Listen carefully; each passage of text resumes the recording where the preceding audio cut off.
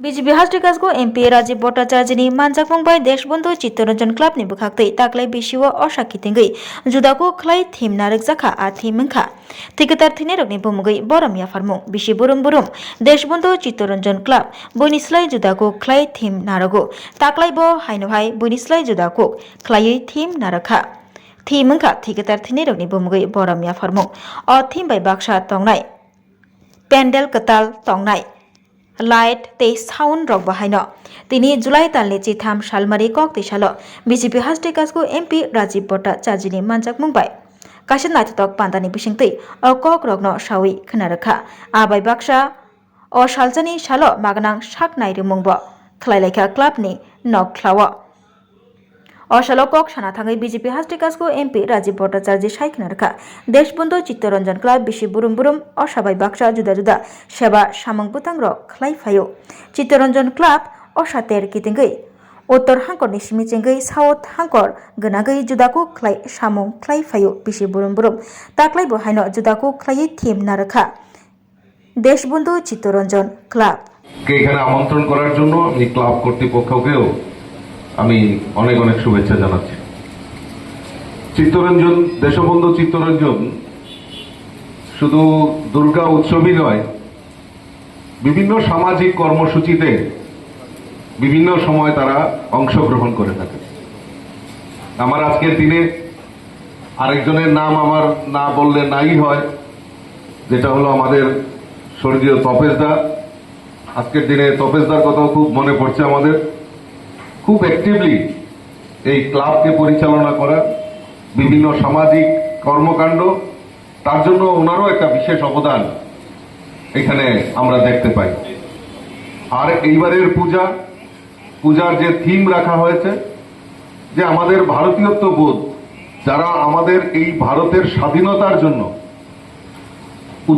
নিজেকে উৎসর্গ করেছেন, তাদের প্রতি শ্রদ্ধা জানিয়ে এইবার পূজার থিম রাখা হয়েছে।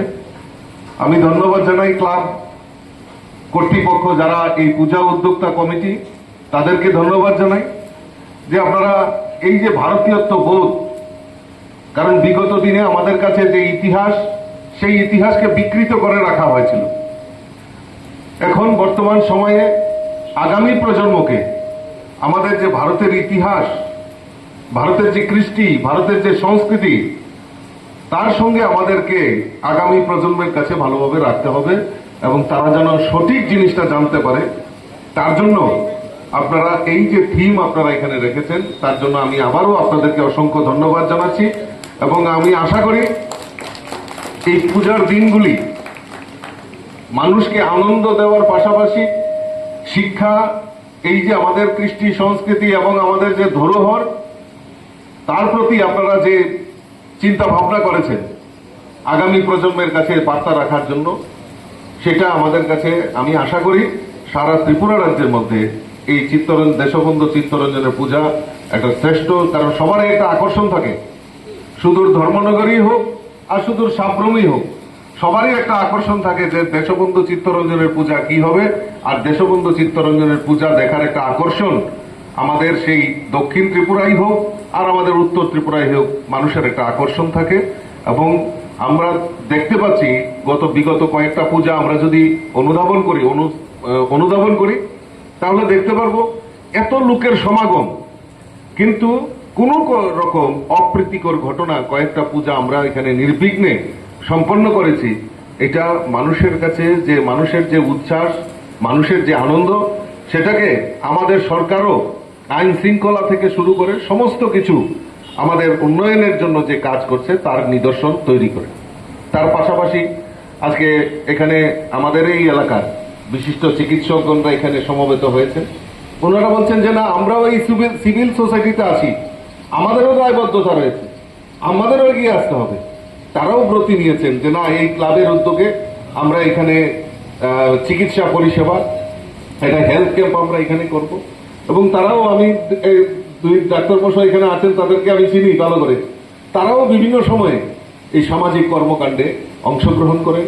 এবং শুধু এইটাই নয় যে আমার প্রফেশন, আমি শুধু প্রফেশনালি করব তা নয়, এই সমাজের প্রতি যে দায়বদ্ধতা, সেটাও এগিয়ে আসেন।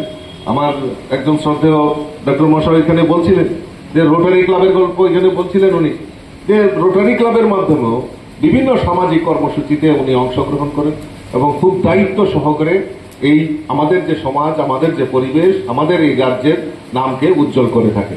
আমি আমার কথা দীর্ঘায়িত করা মানে সঠিক সময়ে আপনাদের কাছেও 10 হাত রয়েছে।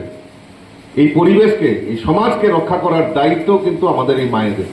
দেখবেন আমরা লক্ষ্মী পূজা করি, দুর্গা পূজা করি, কালী পূজা করি, জগদ্ধাত্রী পূজা করি, সব মায়েদের পূজা করি আমরা। তো এই সমাজে নারীদের স্থান সবচেয়ে উপরে। কাজে আমরা নারী, আমরা সব পারি।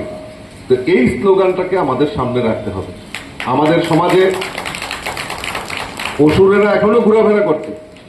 এই অসুরদেরকে নাশ করার জন্য, এই সমাজকে ভারসাম্য রক্ষার জন্য আপনাদের প্রয়োজন। আপনারা প্রয়োজনে যদি মনে করেন যে আপনারা 10 হাত ধারণ করবেন, আমার মনে হয় এই সমাজ এবং পরিবেশকে রক্ষার দায়িত্ব আপনারা সঠিকভাবে পালন করতে পারবেন। আমি আলোচনা দীর্ঘায়িত না করে আমি সকলকে আরো